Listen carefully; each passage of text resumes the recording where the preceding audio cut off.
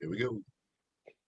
This is Steve and Cedric talking to the band. I'm Steve. What's happening? Hey, I'm Cedric. How y'all doing out there? Man, we got a great show today. Yes, we do. We want you to call, tag, text somebody right now and let them know that we're on live right now. Call somebody, tag somebody, and text somebody, let them know that we're on. If you missed any of our previous episodes, go to our YouTube channel, subscribe to the channel, smash the like button, like those videos, and hit the alert button down below so you can get a notification when we upload new content. Cedric, where else can they find us at, bro? Oh, man, you can check us out at Steve and Cedric Talking to the #2 Band on Instagram and Twitter. That's Steve and Cedric Talking to the #2 Band on Instagram and Twitter. Check us out, y'all. Man, right now we got with us Dre Hemby and John Jackson. Yeah. Oh. What's up? What's up? What's up? What up, baby? What up, y'all? Thankful. Look, man, we know things are opening back up right now and things are starting to move. Musicians are starting to gig again. Yeah. What y'all got going on, man? What's been happening with you? Tell us what's the new projects that we can look forward to. Go ahead, bro. So, thank y'all for having me. You know, that's first things first. I got a lot more production. COVID has made me dig into my production bag a little bit more with working on more placements with different artists. Some names that I can say, some names I can't. I just recently got a placement on T.I.'s album, the Libra album that came out recently. And I got a whole lot of other things in the fire that's working.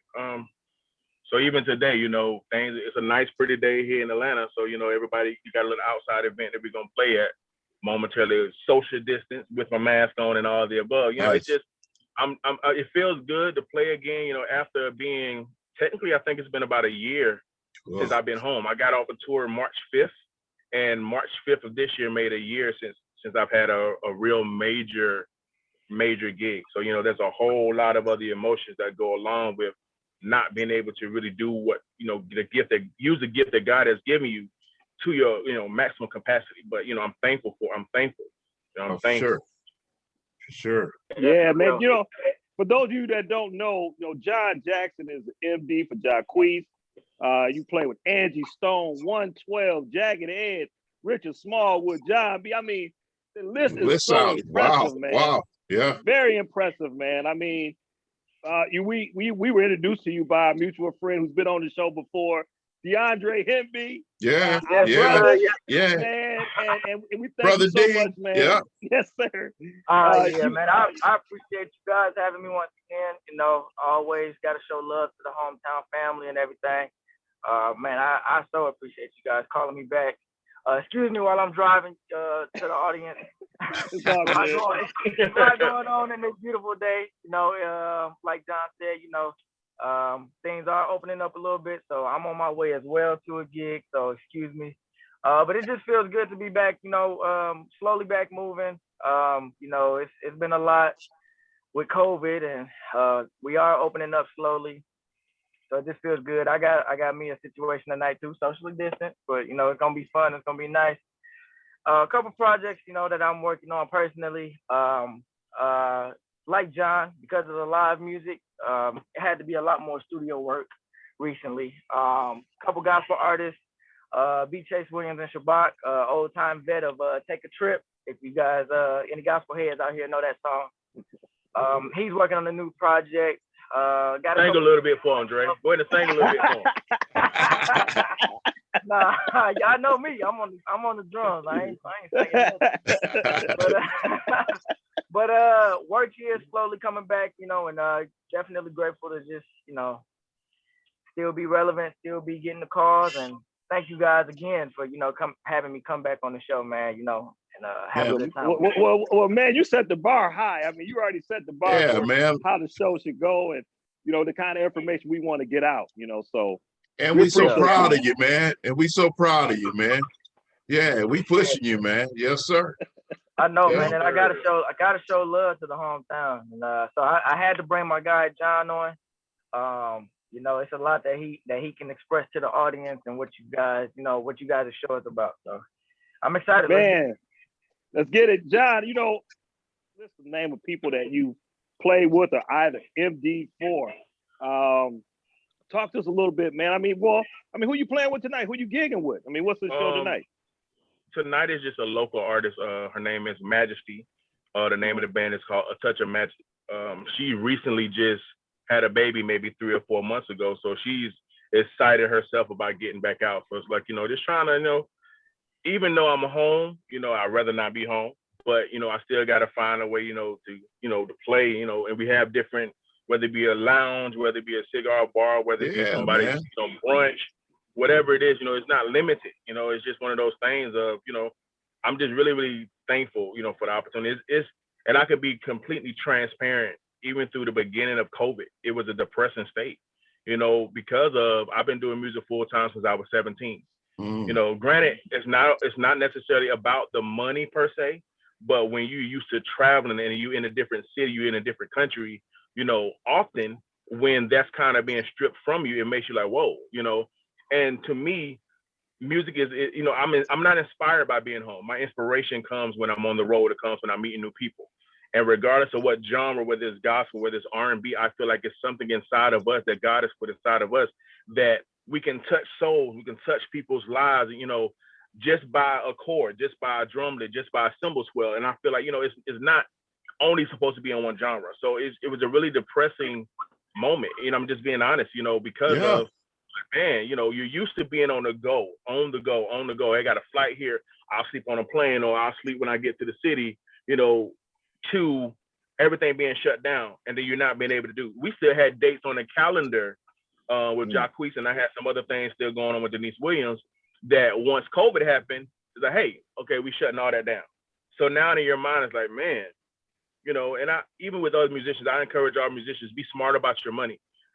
My dad always raised me to say, hey, when you get paid, pay yourself something, put something aside, give God some, and save the rest.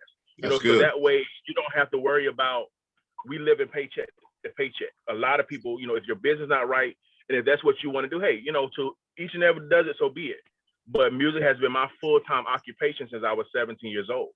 So that's what I have been doing, so to get that taken, or should I say to put on the back burner for a little while, it's like, I didn't want to do no production. I didn't want to do anything until I had another conversation. And I was like, I got to find a way to get out what's inside of me. Somebody still need to be able to hear it. So that made me dig back in my production bag to, produce for different artists. And I've worked with a lot of people. I got a lot of stuff that's in the pipeline that's coming out really, really soon with some major artists or records that I produce or, help vocal arrange or whatever.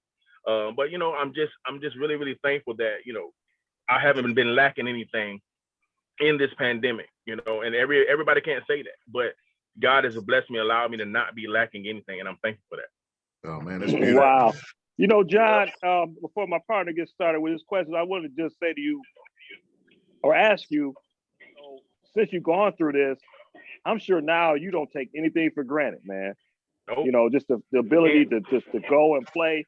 You have a new outlook. What are you going to take away from this experience?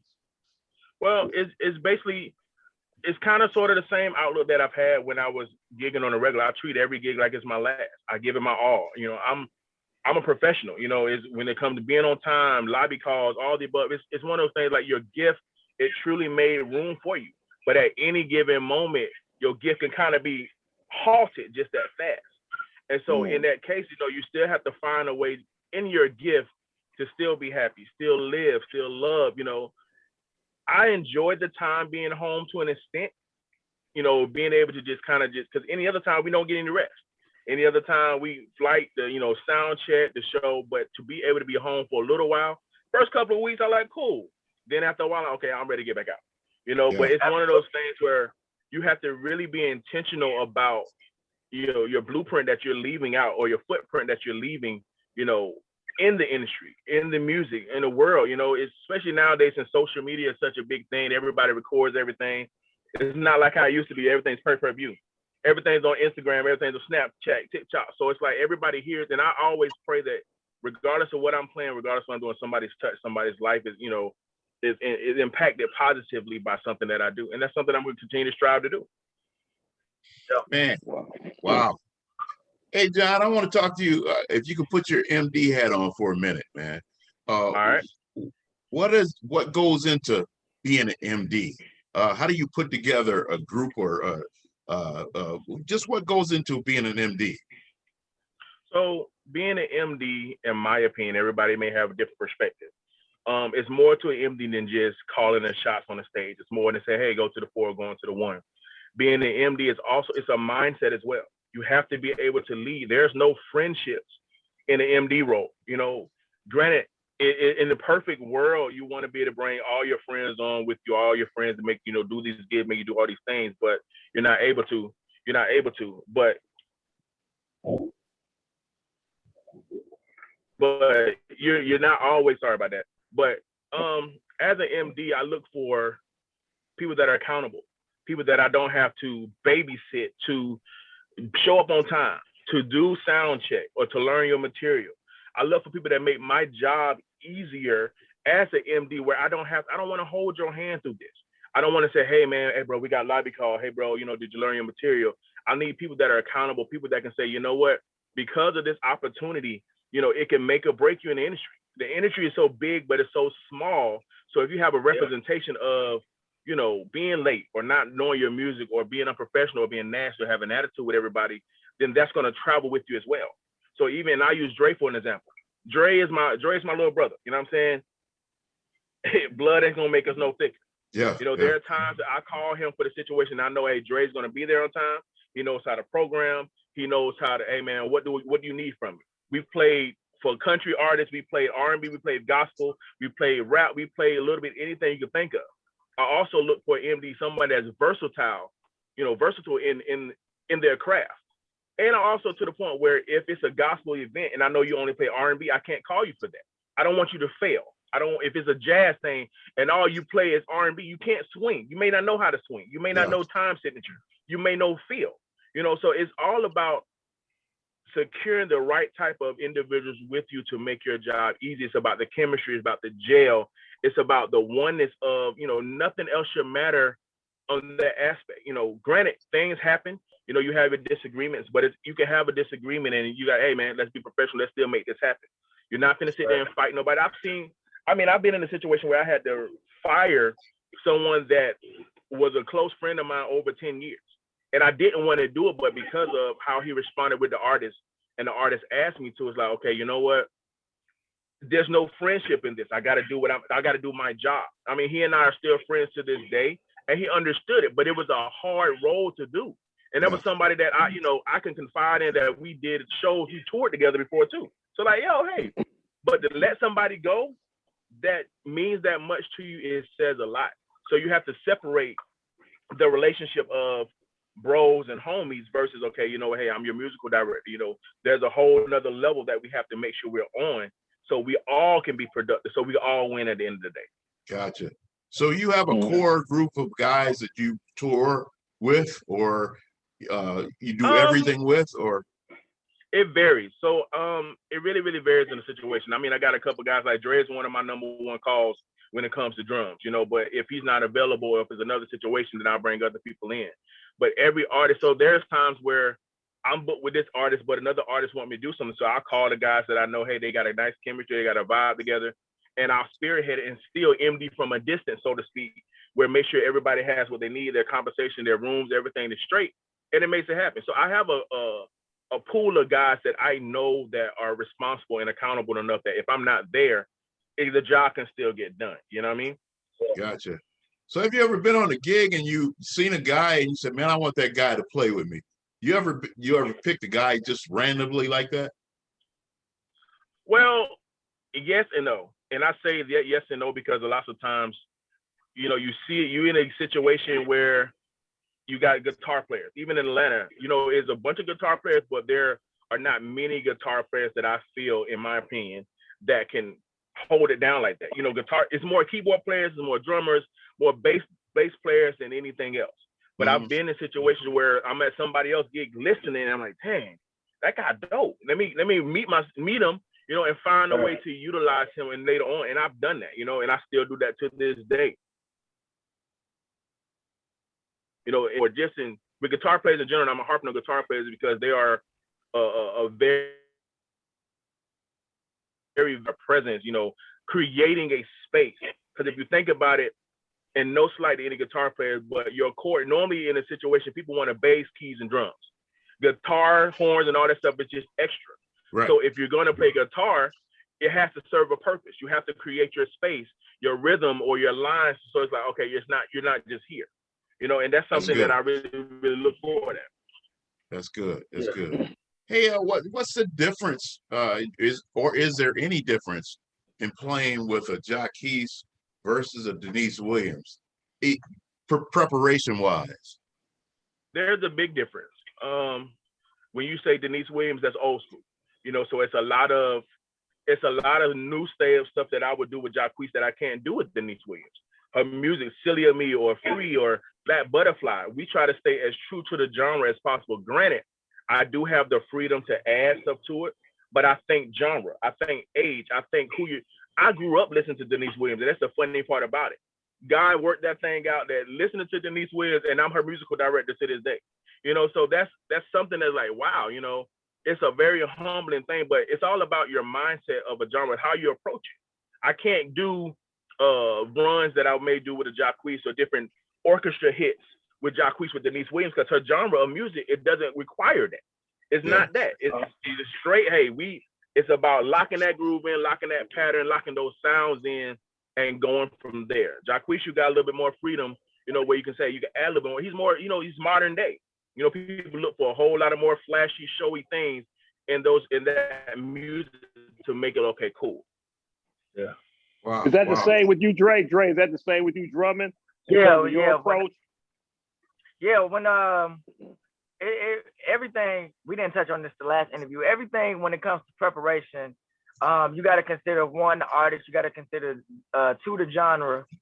You got to consider artists before the genre, because even if you in a particular genre, the artist may still want to call for something, totally different. Like Usher, we know Usher is like the general R&B, right? But he gives his band total freedom, creativity, and they've turned R&B songs into like pop or fusion.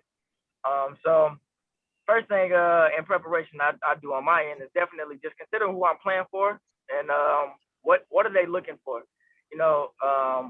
Some artists are more locked into the record. They don't really want live arrangements. They don't really want certain setups and certain feels. So yeah, like basically with everything John saying is basically how I feel about it through how I approach it. You gotta consider your artist before anything. And a lot of people consider the genre before the artist, but it's really the other way around. You gotta consider the artist first and what they want and what they want to translate in their live show. Wow. Man, that's good stuff. That's real good. At one point we thought the bands were going to go away, the need for a band to go away. How do you feel about bands now and the future of being in a band? Well, actually, it kind of done switched. It started off as of course, everybody started off as band driven, and then we got to the 2000s, the early 2000s, and everybody wanted to switch to DJs. And even with the late 2010s, it was still a DJ. But now actually everybody is kind of switching more back to band, no matter the genre. To be real, it's actually more rap artists now calling out for full bands as opposed to the actual genres of music that requires full bands, like Kendrick and the Baby, Little Baby, Lil Wayne, Jay-Z, all those type of guys, all them hip hop and them huge rap heads, Lil Durk, everybody, Bootsy, everybody has now. So it's coming really back full circle to a point where bands don't really even actually have to, stretch themselves anymore, because actually people are coming back to the bands. When it's no knock on DJs at all, absolutely at all. Some of my closest friends are actually DJs, but DJs is only gonna give you that pop, that popular feel. It's cool, it's good, but that band just brings a certain different type of energy. Even if we was playing all the single parts of the record and there was no change in the music, it's different when you got the energy of 4 or 5 guys up there rocking out with you as opposed to just the DJ. So that's good. So it's coming back John, full circle. John, you got to jump in on that, John. You got to jump in on that. I agree. It's just some things that I feel like it's some things that a DJ can do that a band can't do. For instance, I'll just take the little screaming horn sound that DJs have. No band can do that. Granted, we can find a sample and put it on a trigger and hit it on the pad, but there's a point, a lot of people, they want that more personal experience. And it's no slight against any DJs, but when you're in a situation, a DJ may not necessarily give you that more personal experience that you may want. It's only but so much freedom a DJ can give you on a live show when you're playing with an artist that sings or whatever. So a lot of things that I do like, for instance, we did a Jacquees tour, we had his DJ. His DJ was able to still play some of the things and the band is playing along with the DJ. So that means that audience or that individual that wants your DJ vibe, you got that. And the ones that want the band vibe, you got that. So you got the best of both worlds that's happening at that moment. So I think that, of course, if it was my preference, I would love, because I love to play, and it's really about my genre. A rap artist would definitely be easier with a DJ, in my opinion. And then adding the DJ being the focus, and then you adding your drummer, you're adding your stuff along with it. Because when people listen to the music on the radio, they hear the DJ. Most things are mechanical. Most things are not. You have a live drums on top of this thing. Now, your Kendrick Lamar's or your Jay-Z, those are the ones that are bringing out those elements of, even Nipsey, they're bringing the elements of a live band on top of whatever the case may be that gives you a whole other feel. And so it's no slight against any DJ because I love them too, and they're just as valuable as us. So blending the both of them the DJ and the band, I think, is a happy medium for your audience because everybody can say, yo, I got this, I got that, and they have what they need. They have what they need is, and I think it's an amazing thing. It's an amazing blend. It's an amazing marriage and relationship that you can have with a DJ and a band together. That's so cool. John, who's controlling what? I mean, like, are you in control of what's happening, or is the DJ in control of what's happening, or does that vary?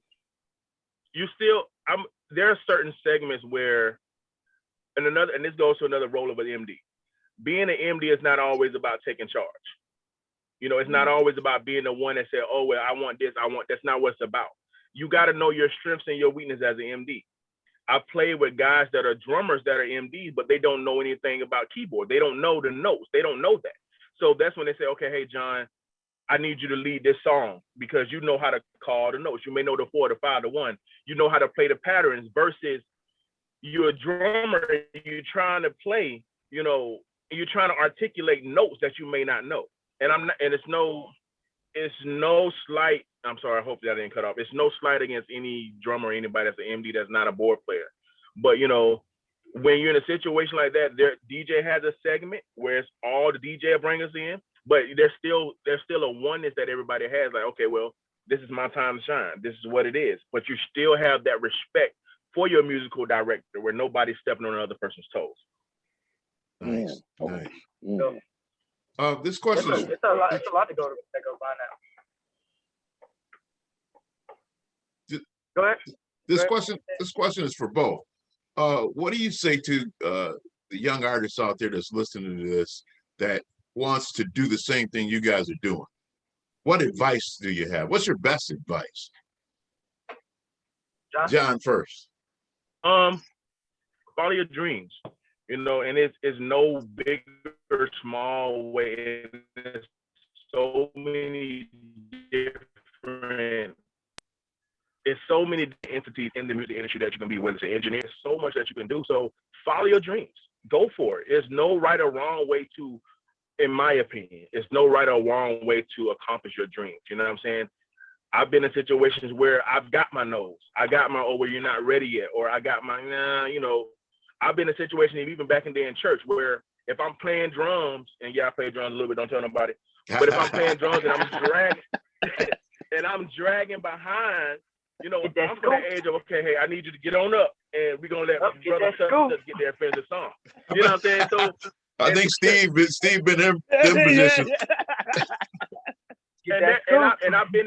I've even been in a situation now where I can sit somewhere and I walk in the building and the keyboard player may not know a song, or an artist may know me and say, hey, bro, can you come play that? So I really encourage everybody to learn your craft, learn your instruments. And when I say learn your instruments, meaning learn your patches on your keyboard. Learn if you're doing an old school Earth, Wind, and Fire thing, learn the tone, learn whatever it is, learn your equipment, learn what it is. So that way, when you're placed in the hot seat, you have no excuses, no reason to not be successful. That's so good. follow your, go for it. Prepare yourself on your off time. Even now, as COVID's been going on, I pray that a lot of musicians that haven't been working for a while have been home and shedding or learning something That's right. different. Yeah. Or like, it's helped me learn a lot more, on the production side. There's a lot of stuff I did not necessarily know. And I'll call Dre, like, hey, Dre, how you do this? Or I have Dre program a show in Ableton because I'm not as fast with it. But now COVID has allowed me to sit and say, oh, you know what? Let me learn this a little bit more myself so I can know what I'm speaking of when I say, hey, man, I need whatever. So just learn your craft.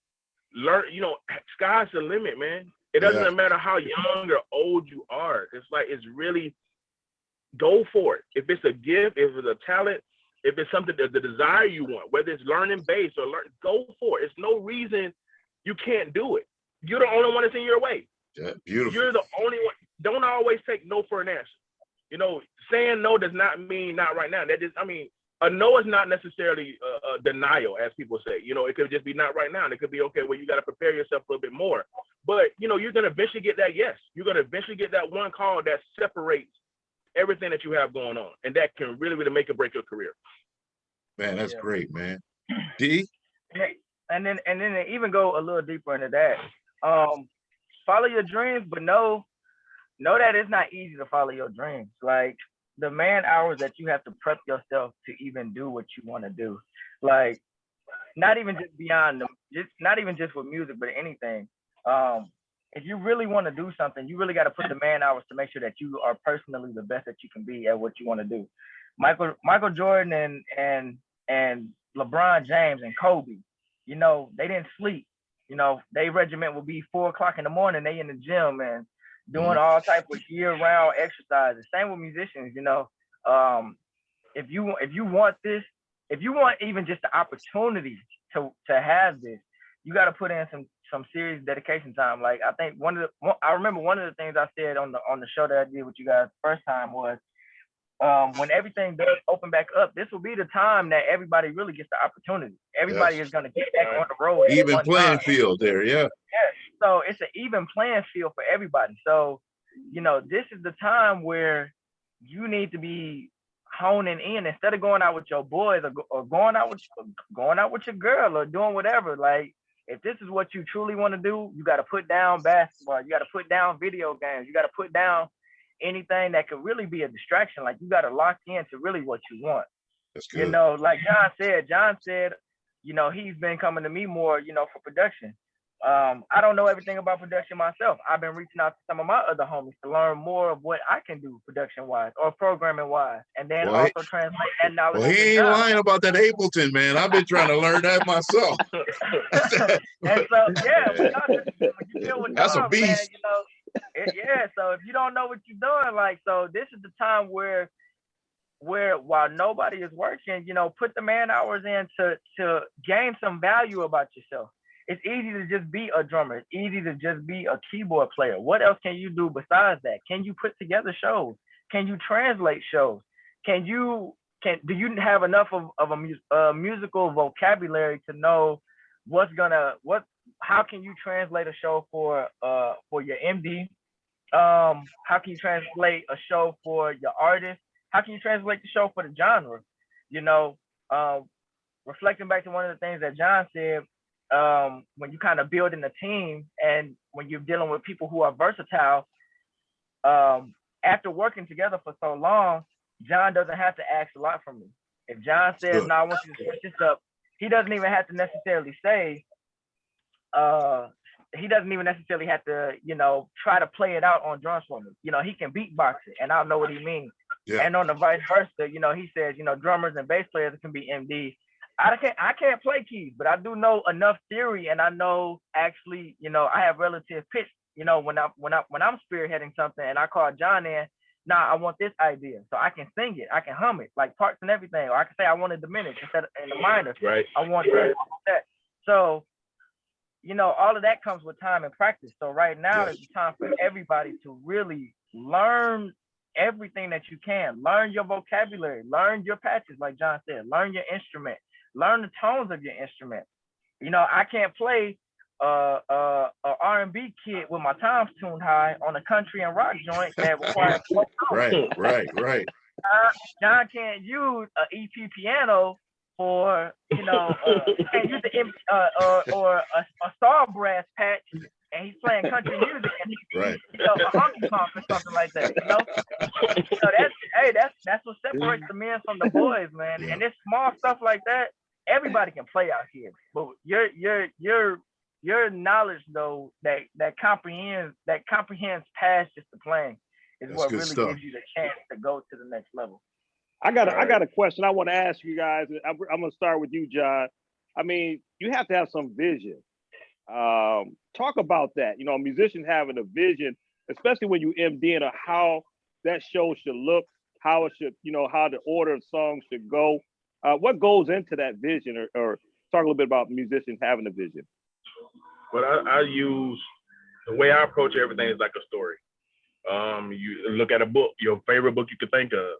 You start with your outside cover. You got whatever the name of it. You open, you got a table of contents, and then you start building. So the way I look at it, I tell a story. I like to paint a picture to the point where if you close your eyes and you just listening to the music, everywhere I'm trying to go, you can go with me. It's not, I was also raised from an era of less is more sometimes. Yeah. So sometimes, and that goes to all type of walks of life. You know what I'm saying? Less is more at times. Right. Yeah. But I believe in painting that picture, painting that story, where that way is you have a place to go. You travel. It's every time you turn in the page, it sucks you in more. Okay, it's another dynamic. Okay, turn the page again to the point where you get to the climax of the story, and it's like, oh my God, I didn't know that was gonna happen. And it's something that it sticks with you. It's something that you remember. It's something that's like, wow, and it's just like a good movie, a good movie that takes you on that roller coaster that, I want to watch this movie again. That's good. And I want to watch this movie again. That's so good. You leave it all on the table where people want to keep coming back for more. Give them enough, make them suck them on in, and then it's like, oh wow. So that's how a lot of artists, that's how a lot of musicians, they keep getting more shows, they keep getting the same thing because you left enough where it's like, man, I can't wait till that person in concert again. They feel like they was in concert. They feel like we was playing specifically to them and only them. They have that oneness and connection with us. Like, oh my gosh, that's the way I like to approach anything, as a story, as a, tell that story, and it's nothing wrong even with the intro. It's nothing wrong with a big intro, and then you bring it back down, and then you still build your story. You introduce your characters. Your characters may be brother guitar, you may be a drum. You introduce everybody piece by piece until you have this big old climax that is like, oh my, it's so memorable, and it's perfect. And that's the way I approach it. That's the way I approach any situation. Even tonight for the gig I'm gonna play. I'm not gonna sit here and we're gonna start with Ain't Nobody. I'm gonna fill the room. We're gonna do something like, we're gonna do Your Sweet Thing by Shaka Khan. We're gonna do, your Sade's, the type of stuff just to fill the room and then build that and try to feel the energy of them. And then you start creating, then you add more stuff. You hit them and you keep hitting them until they're so sucked into what you're doing that they feel like they're on the stage with you. And that's what I try to go for. Man, I feel your energy, brother. I wish I was there checking you out, man. I feel you already. Yeah. Look like you're hyped and ready to go right now. Hey, man. It's a gift.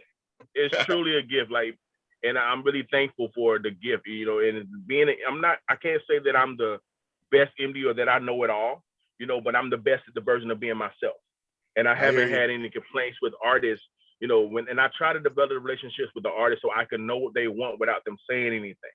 So that way, another thing an MD has to do, and this goes back to your question from earlier, your MD has to make your artist feel secure. If your artist is not secure, then your job, the artist should not have to worry about her mic being on, or if the band know your material, or any foolish. I've been in situations where there have been drama on the stage with the sound check. But because me being the person I am, I can't allow the artist to know that because I want her to focus or her and him to focus on their job at the show. I'll handle it. I'll deal with it. And then later on when the show is over, I say, hey, man, this happened. Da, da, da. Oh, well, I didn't even know that. That's the point. They're not supposed to know. That's good. They're not supposed to know it. Yeah. So it's a lot that MDs take the blunt of and take the hit for. And it's another thing. I've been in situations where I paid people out of my pocket and then wait to get my check because of the fact that I don't want none of my bros, I don't want none of my girls, whoever I bring in on the situation to have to wait on their money. Yeah. I don't want that. I don't. That's good, man. That's good. I've even docked my own pay to try to pay somebody more because, okay, well, the budget's not called for this. Or sometimes the budget's not called for a lead guitar player. But I'll take the money out of some of my money and say, you know what? I want a lead guitar player because I like a full sound. Yeah. So I'll cut my pay in half just to help accommodate and feed somebody else. And it makes them realize, like, wow, we need to have this all the time. But I've done it. You know, and that's what MDs do. We take on the responsibility so nobody can feel stressed. Nobody should ever know or have to wonder where their money coming from, wonder if they're going to get paid. I don't want anybody ever call for a gig to second guess doing a gig with me. Like Dre can tell you straight on, if I call Dre for a gig, he already know, okay, John ain't finna have me out the house for this. John ain't finna say, hey, bro, can you hook me up? Can you do this for the free? Right. It's not a situation. But I have a relationship enough with him. If it was something I needed him to do for free, he don't mind doing it because of all the things that I've given him in the past. Yeah. I mean, I'm not gonna call him for nothing free, but and vice versa. Yeah. So I like having those relationships, and I call the guys, and they're willing to do whatever I need them to do. Yeah. And without a hesitation. That's what's up, man. That's what's up, man. That's what's up. Hey, as a fan, and I'm a live music fan. You know, who's out there banging now? Who? In you guys' opinion, who's getting ready to start banging? Who should we see? I know my guy. I know it's a pop gig and whatever, but I know my guys is about to kill the Justin Bieber tour. Justin Bieber is about to come out. My bro Devin Taylor on drums. All the band is Atlanta based, so we know all the guys. Justin Bieber's tour is about to be phenomenal. Just from some of the small snippets I've seen, that's a show that if you just a fan and lover of music, and then I heard Justin's new album is definitely like next level. It's not just pop, like he has everything. So, you know, just for somebody with inspiration musically, Justin Bieber's tour is probably gonna be one to check out for sure. Cool. That's what's up. Check it out. What's up. Yeah. That's what's up. Well, man, this has been a pleasure, guys. You know, yeah, man. Great conversation. Thank you for all of your sound advice and just, you know, being transparent, you know, on the show. I know it's been tough getting through this pandemic, but I'm so happy to see you guys back working, man. Me too, man. I'm glad. I feel you guys being geek, man. I feel it, man. So, man, I'm just ready I'm ready to get back on the tours and travel and, you know, go back overseas. That's what I'm waiting on. I'm ready for it, you know. Ready for that hurry up and wait. Man, we talked to a lot of artists and they say the same thing, man. They ready to go, man. Yeah.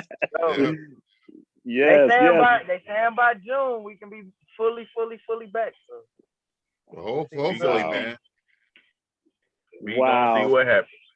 Yes. You know, just before we go, some really closing things that you guys might want to just impart into someone who is still in that struggling phase, you know, not quite yet open up, ready to gig, but they want to gig. What can you encourage them, encourage them to keep them, you know, focused? Go, Dre. I would say enjoy the process. That's easier said than done, but enjoy the process. Learn from the process. It's not cliche to say what comes quick leaves quicker. Like, enjoy the process. Learn and soak up as much as you can. Learn from experience. Learn from the no's. Learn from the scoot over. You're not ready yet. You know, in church. Learn from the blowouts. You know, from people older than you or people more experienced than you, I should say. Don't take this business so personal, because it's not really personal. You know, if you get the call, if you're calling and it's a not yet, then that just means you're not ready. Don't get discouraged by it. Use it to fuel you. You know, reevaluate yourself and see what can I do to be better. Because if I'm not getting called yet, that means I'm not the best version of myself. Yeah. And Nice. so learn from the process. Enjoy all the process as much as you can. You know, me and John still get no's. You know, it's not all yes. Wow. You know, a lot of people that I rock with, that I feel is on a heavier level than me, they still get no's. You know, it's all a part of the process. I don't use it to discourage me. I use it to fuel me. What are you saying no for? You know, like when I do get a no, or if something is going on and I'm personally not called, you know, I ask, like, you know, why wasn't I picked this time? What wasn't I ready for? What can I work on personally myself to be better for the next time that the opportunity presents itself? So I would just say, stay encouraged and enjoy the process. Beautiful. That's beautiful. That's beautiful. John? Dre said a lot, but one thing I will add, in this industry, you can't have thin skin. You know, there's a lot with growth, with maturity, well, in life in general. You know, there's going to be a lot of things that you're going to hear. There's going to be a lot of things people tell you that it may not always sit easy with you, but you have to have thick enough skin where you take it, you roll with it, you learn from it. Like, okay, well, I'm gonna do better the next time. So that goes with anything. That goes with any criticism. Me personally, I love criticism, but I'm fearful when people ask me to critique them at times because I'm not sure if you can really handle my truth. And I mean, I'm not perfect. I'm not the best. But I'm the best at being myself. And so when you ask me, hey, bro, what can I work on? You ask me, what do I think? I owe it to you because you respect me enough by asking me to give you the truth. Now, how you take that truth, how your perspective of that truth is completely up to you. But in people in the industry, there's a lot of favoritism sometimes where, you may not get the call because you're not someone's favorite, or because on your social media, you may have a whole bunch of, you may have a whole lot of conflict going on your social media. People watch us and we don't even realize who are watching us. Yeah. That's why I tell a lot of I tell a lot of friends, be careful what you put out there.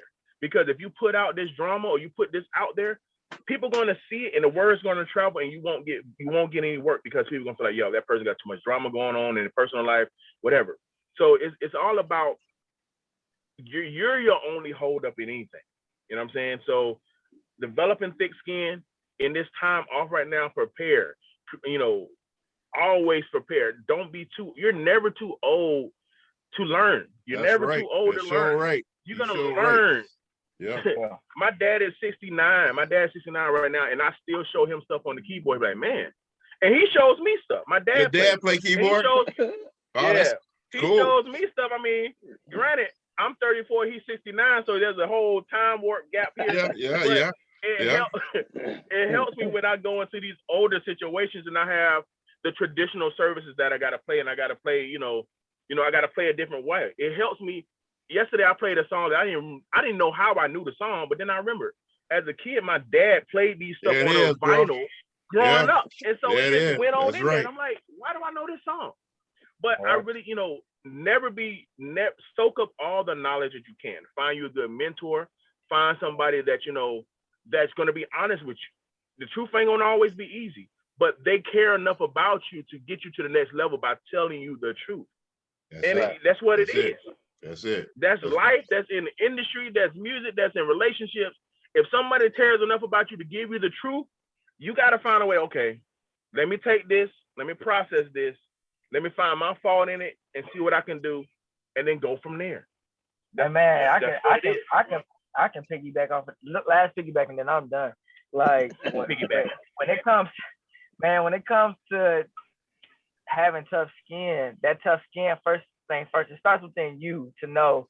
Well, first thing before you even get to tough skin, when you get a call or when you get to a certain level, first thing first, make sure you put in the work to be as best as you can, so you don't even have to get there. But if you do get there, have the tough skin. I'm gonna tell my own personal business. One of the first, I was a little younger, and he remember this. That's why he laughing. I thought I was ready. I really wasn't real life ready. He called me for the gig, sent me the music. I learned it. I thought I learned it, quote unquote. Got to rehearsal. I went down in flames. Went down in flames to the point where he stopped the rehearsal and sent everybody home and said, "We can't do this today. We're gonna reconvene at another time." And then gave me the blues. He told me about myself. Oh. Like, when you get the opportunities, don't even put yourself in a position to even get critiqued. It's one thing if John would have said, "Oh, it's okay, you know what? Change this a little bit, change this a little bit." I went into there to the point where, like, I just listened to the music, basically. I didn't really study it. I didn't really prep on it.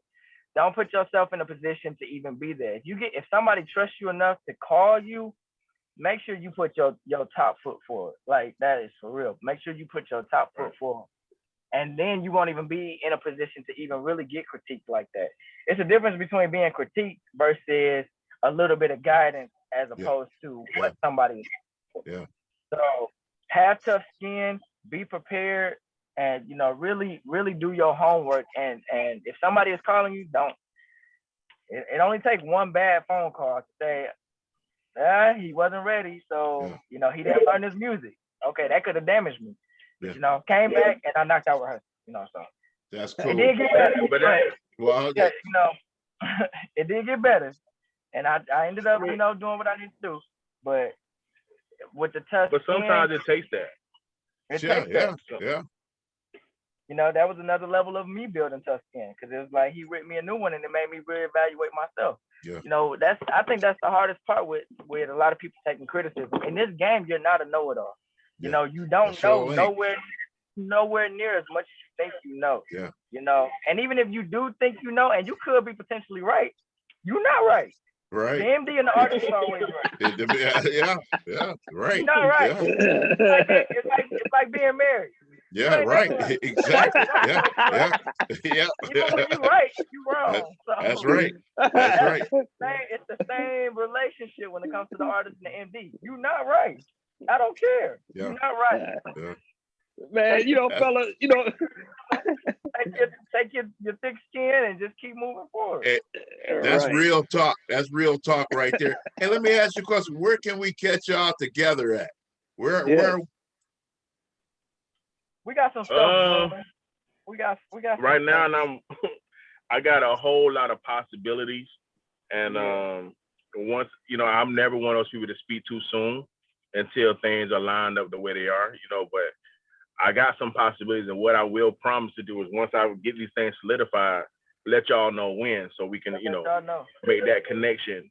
It's a whole, in the industry, it's a whole lot of, hey, yeah, man, we're thinking about, no, I don't, I can't put that on my calendar until I hear something concrete. I hear you. We're talking about planes and flights and rehearsals and budget. Man, listen. Nah. Listen, but we got some stuff that's man, ain't nothing solidified until we on the plane on the way. When we on the plane on the way, that's when we solidify. We got to see y'all together, man. We got to see y'all. We got to see y'all. Yeah. We'll make that happen. We will definitely make that happen.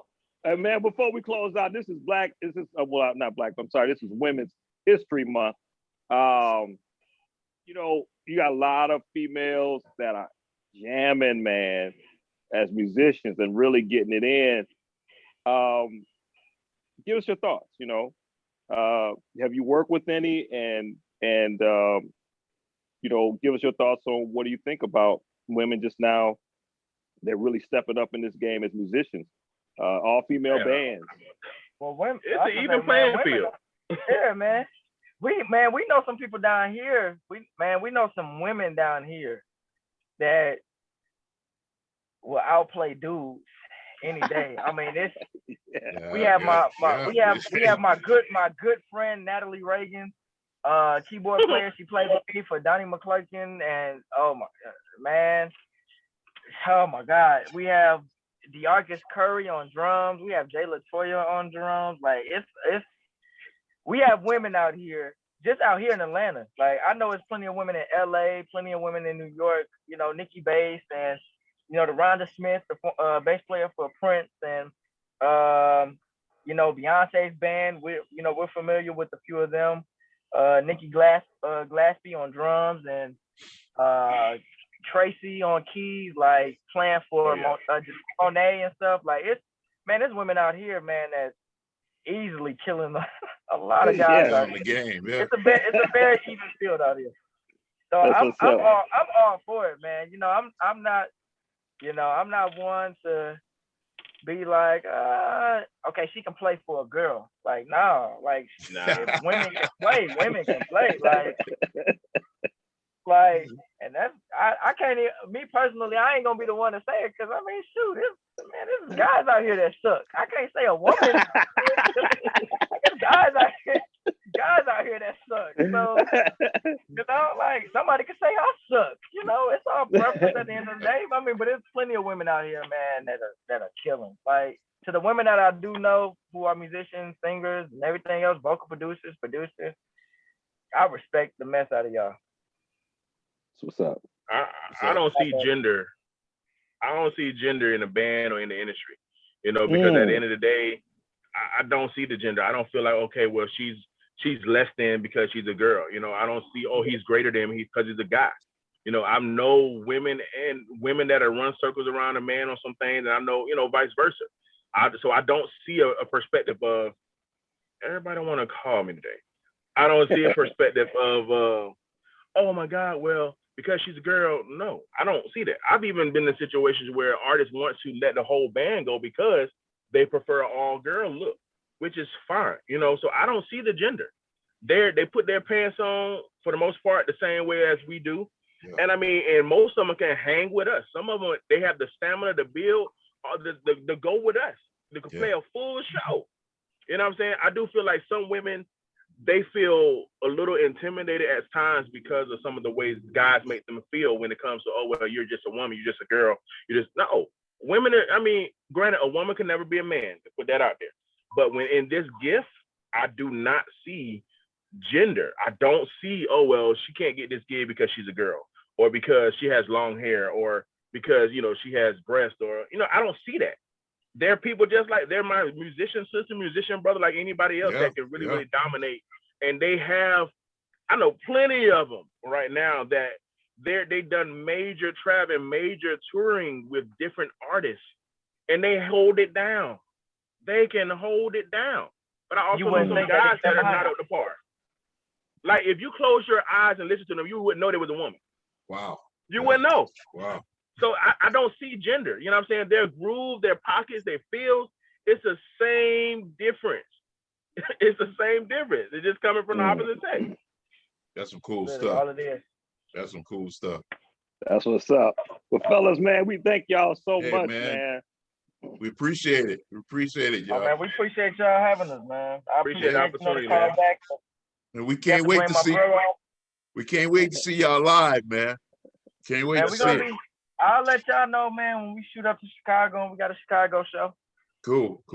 Yeah, for sure. Hey, man, John, thank y'all for the opportunity. Yes, sir. Yes, man. It's been a pleasure, man. Thank you for pleasure, all man. the wisdom, bro. Thank you. Well, fellas, y'all, you know, tune in, catch us for the next show. We will thank you again for being on. And hey, y'all share this video. Get it out to every musician you know, man, that's in music, man. Get it out there to them. All kinds of nuggets, y'all. All kinds of nuggets. Cedric, that's all I got, man. That's all I got, y'all. Hey, y'all have a great gig tonight, y'all. Blessings to y'all, man. Blessings, man. Peace out. Sure, man. All right, family. Peace. Later. I'm out of here.